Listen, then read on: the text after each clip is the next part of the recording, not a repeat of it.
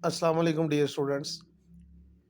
जैसा कि आप जानते हैं कि हमारा चैप्टर अकाउंटिंग का जो चल रहा है, उसका नाम है कैपिटल एंड रेवेन्यू। इस चैप्टर में हमने बताना होता है कि कौन-सी ट्रांज़ैक्शन कैपिटल नेचर की है और कौन-सी ट्रांज़ैक्शन रेवेन्यू नेचर की है।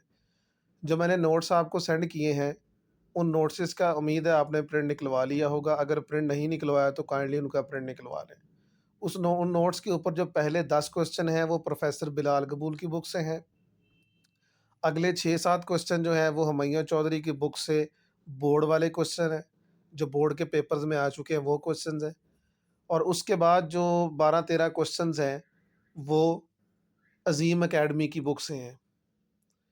तो ये क्वेश्चन नंबर 9 है, यानी जो नोट्स का पहला हिस्सा है उसके ऊपर प्रॉब्लम नंबर 9 है। इसको हम देखते हैं, सॉल्यूशन भी आपके सामने है, क्वेश्चन भी आपके सामने है। State with reasons whether the following items are capital और रेवेन्यू। वजूहात के साथ बताएं जी कि मंदरजा झैल में से कौन सी आइटम कैपिटल नेचर की है और कौन सी रेवेन्यू नेचर की है। तो अब मैं रीज़न नहीं बताऊंगा, रीज़न आप खुद देख सकते हैं कि आगे किस तरह लिखी हुई है। और मैंने एक वीडियो बनाई थी जिसके अंदर मैंने बताया था कि रीज़न्स हम कैपिटल होगी तो क्या लिखेंगे, रेवेन्यू कोई चीज़ होगी तो क्या लिखेंगे, डेफर्ड रेवेन्यू होगी तो क्या लिखेंगे। तो वो मेरा रीज़न वाला लेक्चर आप लोग देख सकते हैं। तो ए ट्रांजैक्शन है हमारे पास, purchase of leasehold land.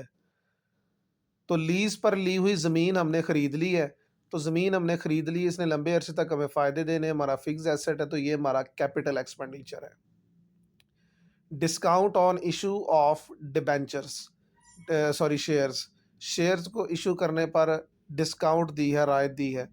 तो ये हमारा डिस्काउंट रूटीन नेचर की बात है, लेकिन ये वो डिस्काउंट है जिसने हमें लंबे अरसे तक फ़ायदे देने हैं, तो ये हमारा डेफर्ड रेवेन्यू एक्सपेंडिचर है।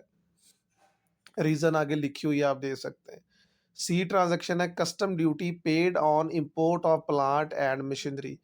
कस्टम ड्यूटी होता है चीज़ें इंपोर्ट और एक्सपोर्ट करने पे, बरामद और दरामद करने पे जो टैक्स लगता है उसे हम कस्टम ड्यूटी कहते हैं। प्लांट एंड मशीनरी इंपोर्ट की है, दरामद की है, यानी बाहर के मुल्क से प्लांट एंड मशीनरी मंगवाई है, उसके ऊपर कस्टम ड्यूटी पे की है। तो प्लांट एंड मशीनरी एक ऐसी चीज़ है जिसने हमें लंबे अरसे तक फ़ायदे देने हैं, और इसके ऊपर शुरू में होने वाला जो खर्चा है, स्टार्टिंग पे जो इसके ऊपर खर्चा हुआ है, कस्टम ड्यूटी हमने जो पे की है उसे पाकिस्तान में लाने पे, वो हमारा कैपिटल एक्सपेंडिचर भी है, और चूंकि हमने पे कर दिए तो कैपिटल पेमेंट हम इसको लिख सकते हैं। उसके बाद डी ट्रांजैक्शन है paid creditors for goods purchased on account.